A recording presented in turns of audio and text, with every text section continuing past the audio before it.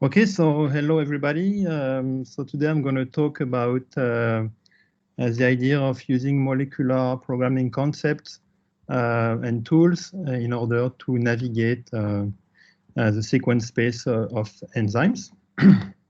And so as an introduction, so basically my group is developing molecular programming tools, and in particular, we developed the PEN DNA molecular programming language, which is based on the use of 3 enzymes: polymerase, hexanuclease, and Nickase, hence the name, and DNA encoded templating of these enzymes. And this allows you to build molecular networks with defined topologies and specific behaviors. I get somebody typing. I get somebody typing as well. So if you could please put yourself on mute. Thank you very much. Thanks a lot.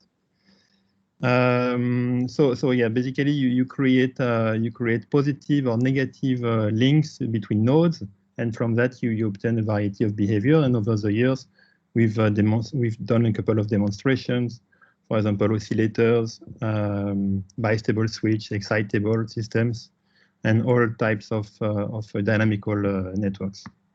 And maybe 5 or 6 years ago, we started thinking about potential applications of these techniques, and in particular applications that would not be too sensitive to the weaknesses of the molecular media used for computations.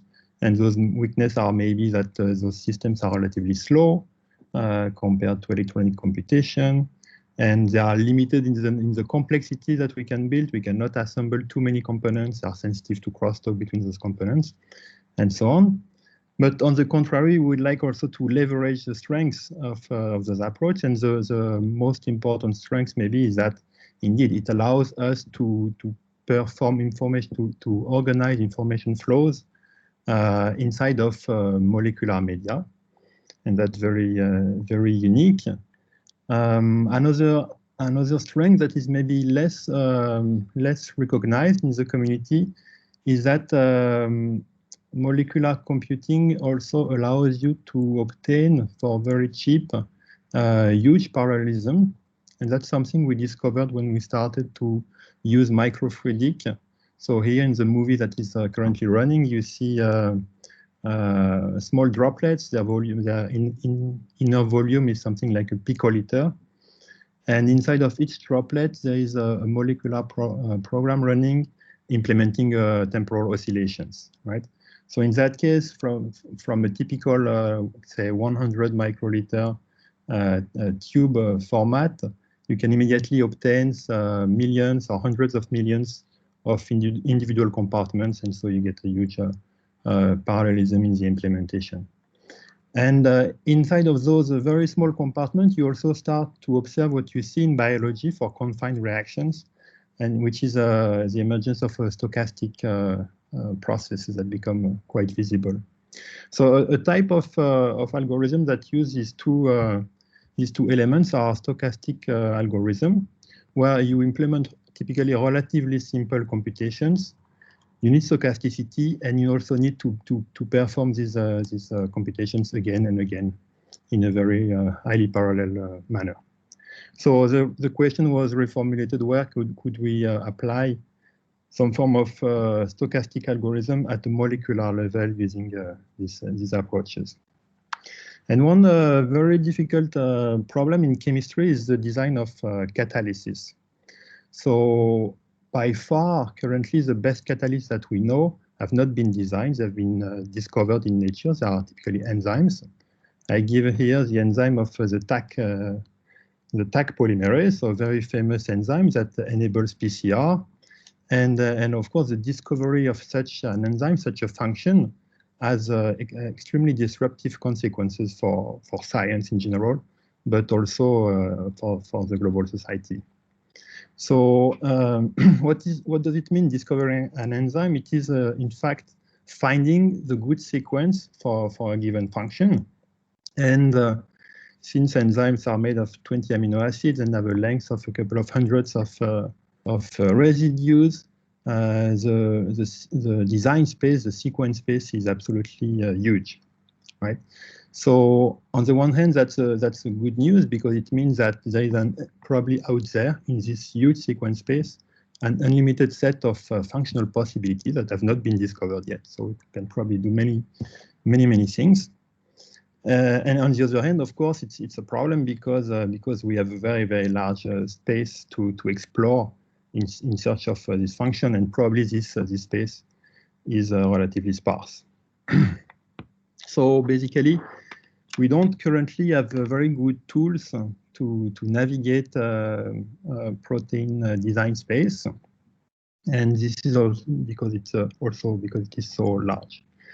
So to give you just a quick example of the problem, here is a work from the Baker group initially, and then extended by directed evolution groups. One of them here in Paris. So the idea was to use an existing protein scaffold and start from this and re-implement inside of this scaffold a new catalytic activity. So the group modified the scaffold, and those are the modifications that you see in yellow on this image. So to install a binding pocket, so I lost my pointer now. It's gone. Sorry, there is no more pointer on my side, but anyway. So they install a binding pocket for the substrate. This is an aldolase reaction in this case. And they also created a reactive center so that chemistry could take place once the substrate was bound in the binding pocket. And what they obtained was indeed a catalyst, but it was very weak. Catalysis was extremely slow. So after that, they implemented a number of they decided to put a number of random mutations on this protein to see if these random mutations could improve the catalytic efficiency of the enzyme. And so many mutations were implemented. They are in blue and green on this image, and in the end, a relatively good catalyst was obtained. But if we look back, the binding pocket was conserved along this directed evolution protocol, but for the catalytic center, it was completely remodeled. So it just moved away from where it has been designed initially, and it was something completely new that emerged. So this example somehow shows that whereas it is possible to design binding and binding pockets and affinity rationally, it's still extremely difficult to design rationally catalysis. So our best current way is called directed evolution, where you start from a guess, a starting sequence of the best enzymes that you have at end for the function, and you create variant of this enzyme, and then you go to a screening stage where you observe one by one each of these variants, and you decide which are the good one and which are the bad one. Of course, you keep only the good one. The problem with this approach is, of course, the screening step. It's difficult. It takes it's basically linear in time and effort compared to the number of variants that you want to screen. So recently, people have been developing microfluidic approaches to improve the throughput of directed evolution protocol. And you see on this the slide the microfluidic chip that was used in the previous example, the aldolase example, to sort more or less a million of variants at each round. So if we step back a little and we look around, and of course this was also mentioned by the previous talk, we see a lot of evolution going out there without screening. For example, we have a virus and a new variant of the virus, and of course they are not the product of screening. They emerge from natural evolution.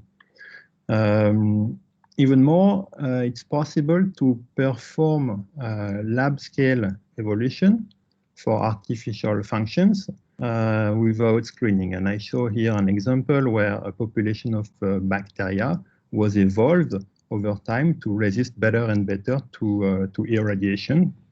And so in this case, you take a population of bacteria, you submit it to a small dose of irradiation, and then you grow the population and you iterate this process over and over. And over time, you will you will get bacteria that resist better and better to the irradiation, as shown in this graph. So what's the difference? Why in some cases we need the screening, and in other cases we can go without screening?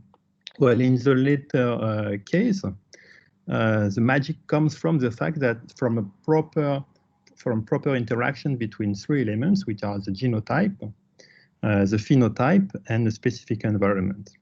And the interactions are, of course, that the genotype encode for the phenotype, and conversely, but the loop is closed under the control of the environment. Somehow the environment implements filters that, depending on some properties of the phenotype, allows more or less the replication of the genotype. And if these elements are properly put in place, then naturally evolution kicks on, and you start selecting for improved variants. And what is important also to mention is that you don't need screening here because the full process is encoded at the molecular level. Okay, so if we go back to our directed evolution diagram, now we would like to get rid of the screening and replace it by now a molecular process, because we need to stay at the molecular level, that controls genetic replication of those variants, but conditionally on some phenotypic signatures of the encoded enzymes, right? So that requires a fully molecular genotype to phenotype and back to genotype loop. And if you have everything together, then you get programmable. You might get programmable self-selection.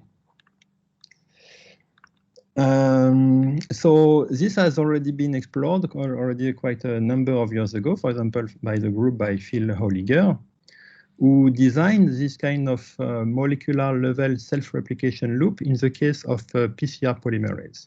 Indeed, in that case, since a polymerase can polymerize a gene, the loop is relatively simple.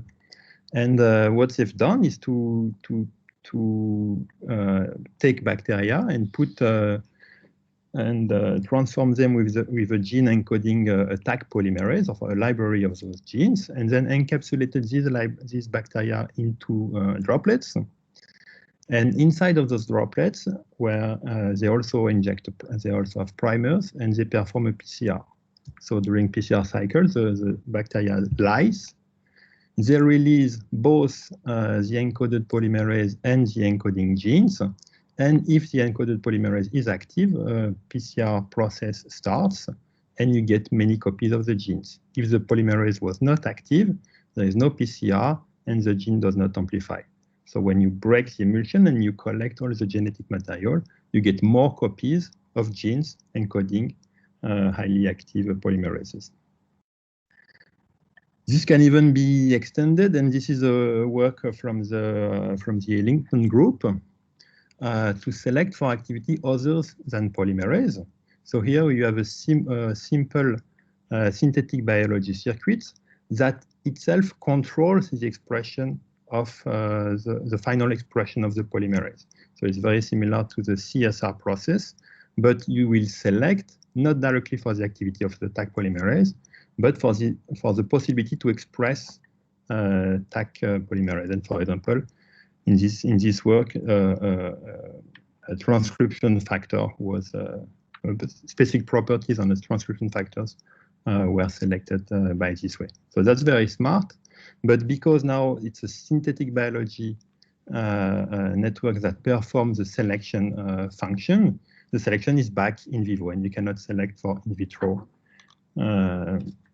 in vitro properties. So what we attempted to do is to do something similar, but replacing the synthetic biology network by an in vitro network in order to be able to select for enzymatic properties in vitro, in particular for enzymes that would be toxic and could not be selected inside of a living organism. So the full loop will go as represented here. So we start from a library of genes. We insert those genes in the bacteria where they express the corresponding enzyme. We put these enzymes into droplets. Inside of the droplet, we lyse the bacteria, releasing the enzymatic activity, which is evaluated by the processing stage by a molecular program, which is going to decide if it allows the amplification of the encoding gene or not, according to predefined criteria. So for the proof of concept, we selected a nicking enzyme, a nickase, which we will call NBI in short. So it has many, it's an interesting enzyme because it has many applications in isothermal amplification, in particular these days for isothermal molecular diagnostics. It's also not a polymerase, so it's not possible to directly design a simple selection loop. And it's a toxic enzyme, so it would not be possible to use in vivo selection schemes. And also it's a large enzyme, and we wanted to show that our method applies to full-size enzyme and not just to toy small enzymes. So by comparison with the PEN CSR, where you directly go from the polymerase gene to the polymerase enzyme and back using primers, if we replace the polymerase gene by a nickase gene, of course, we'll not express a polymerase, but a nickase. And then the loop is broken and we need to fix it. So what we're going to do is use the nickase enzyme to produce the primers. Of course, in that case, we will still need the polymerase, but as an accessory enzyme. And if we have an active nickase, now we close the loop and we should be able to select. So we call this process isothermal primer amplification and PCR. So here it's a relatively general way of selecting various activity, and here we apply it to a nickase.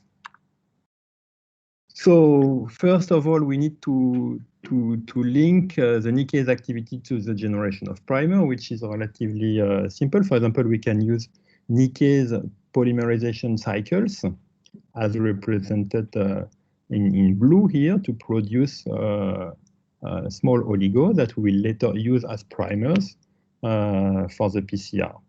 So if we select such a simple network, we will have the response curve linking the nicking activity to the number of accumulated primers look like the blue curve. It's not very favorable for selection because you get diminishing returns with increasing nicking activity. So it's not perfect. We would prefer to have something like the green or the yellow functions that we can obtain by having a pre-amplification stage with an exponential dynamic. So we have a two-stage network now, exponential amplification of the precursor, and then we use this precursor to trigger the linear production of primers. So that gives the yellow curve, which is better. But if we look at the zero nickase activity, we still have a little bit of production. It's not ideal. And it comes from the fact that we have this small leak here where the initiator can go both on the exponential stage or on the linear stage. So to avoid that, we put a third pre-stage with a linear production of the precursor, exponential amplification of it, and then conversion to primers. And then we get the nice response curve that we would like to select efficiently for highly active nickases. So I will be a bit quick on the experimental details, but as you can imagine, one of the difficulties in this approach is to have everybody work together in a single microfluidic droplet. And in particular, we discovered that bacterial lysates are relatively toxic for a variety of biomolecular reactions, in particular the reaction that we use in this approach.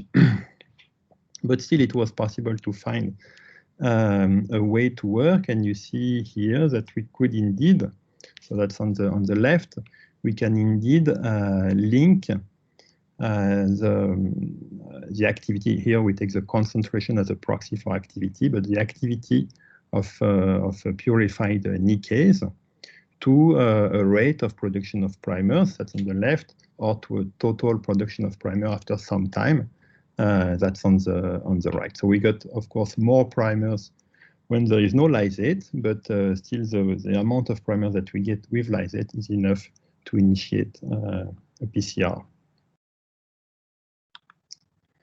So that's what we are trying in this second stage. So now we want to create the primers and then perform the PCR of the encoding gene. And we do that again without lysate on the left. So you see that indeed for no enzyme or for low concentration of the Nickase enzyme, there is no PCR, and the PCR happens when we have more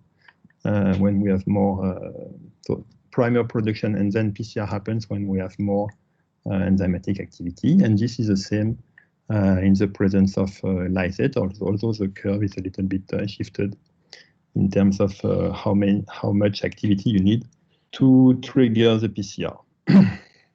So here we have two different times that show that we can also manipulate the response curve or the selection function by playing on the isothermal incubation stage, the timing of that stage.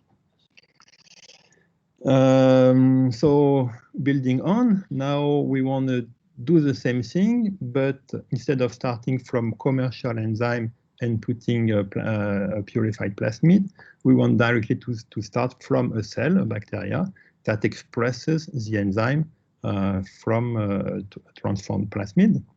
So that is what we do here. So now the x-axis is the bacterial concentration, and we test this reaction with two types of bacteria, some are expressing the wild type enzyme, and some expressing an inactive version of the same enzyme. And you see that indeed when bacteria express an active enzyme, we get primer production and on the left, and we also get PCR of the gene on the right. Whereas when we try this with a bacteria expressing a very similar plasmid, but just a point mutation so that the enzyme is inactive, then we got no primer and then no PCR. Now we encapsulate this full process inside of microfluidic droplets. So we have two inlets so that the bacteria lies at the last moment. If they would lie a bit before encapsulation, then they would share their phenotypes, and we would not be able to select. And we create these small droplets containing the bacteria. So we are, of course, using microfluidic, but the microfluidic chips are very, very simple compared to the one that we would need to use if we were doing a screening process for the same to select the enzymes. So to validate this approach, we create a mock library. So a mock library is a library where we know the fraction of active and inactive genes. So here we have 10% of active genes among 90% of inactive genes. So we mix the two bacterial population, we encapsulate them, we perform the selection process, which is basically just an isothermal incubation and a PCR. And after that, we collect the genes inside of the droplet, and we measure the ratio of active to inactive enzyme. And if we do that, we see that before selection, we had indeed 10 to 90%, 10% and 90% of active and inactive enzyme. And after selection, we reverse this ratio. We are now 90% of active enzyme and just 10% of active enzyme. So we have also a theoretical paper that could be interesting for some of you that discuss how to properly quantify these types of selection experiments. And from this analysis, we can say that the process that we have here is almost perfect in terms of filtering out inactive variants from the population.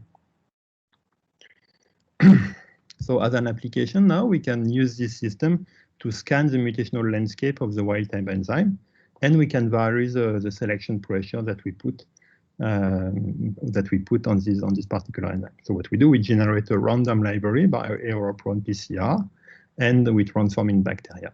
Then we perform one round of program self-selection for Nickase activity under some pressure. For example, we can put a kinetic stress. We reduce the time we give the enzymes to produce primers.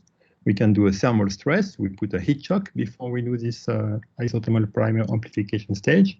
And we also do a control with no stress, so neutral selection. Then we deep sequence the library before and after, and we extract the change in frequencies of the individual mutations. This provides this kind of mutational maps that you see here. So I'm sorry, it's a bit small, but this is because the enzyme is relatively long. So there is a lot of information compacted in this plot. But you see that along the length of the gene, going from 0 to 600 and something amino acids, we have tested a number of different mutations from the wild type, so going to the 20 amino acids. Not all mutations, because we have an error-prone PCR process to generate the library, so we don't generate all possible mutants, but something like 30% or 40% of all possible mutations.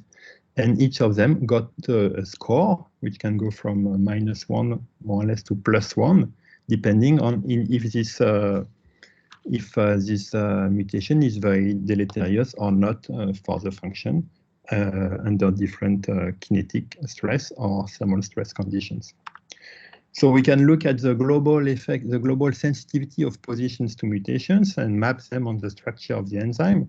So you see here in the column Ks, which means kinetic shock, kinetic stress, that the mutations tend to aggregate, I mean, the sensitive positions tend to aggregate along the DNA binding pocket. And if we zoom in particular, we look in a little bit more detail, we find that most of those mutations, they affect positively charged amino acids, which of course are responsible for the affinity of the binding to DNA. And so to become faster, what this enzyme does is to get rid of this charge. So it in fact decreases its affinity for DNA, which is a little bit counterintuitive, but it's probably linked to the fact that this type of enzymes are strongly affected by product inhibition. So to become faster, they need to release the product faster, not to have a too tight binding to the DNA, at least in the conditions where we use them. We can also select some of the best mutations and express the corresponding variant. And here we check that indeed we obtain variants that can have improved catalytic rates. So that's for the first line. So they don't survive an heat shock as expected because they have not been selected for that, but they are much faster. And on the bottom line, we have thermal variant mutations. So these guys better resist to the heat shock. You see that the red bar is higher after the heat shock. And this can, in fact, what we show on the bottom right plot is that this can be due to two effects. In some case, you can have more activity after heat shock just because the enzyme was better expressed, but it's not more stable. Or you can have more activity after the heat shock because the enzyme is similarly expressed, but is more stable. So in conclusion, we have demonstrated that indeed we can use molecular programming techniques to create autonomous navigation algorithm to search for function in sequence space. And maybe one question you may have about that is how general this approach is.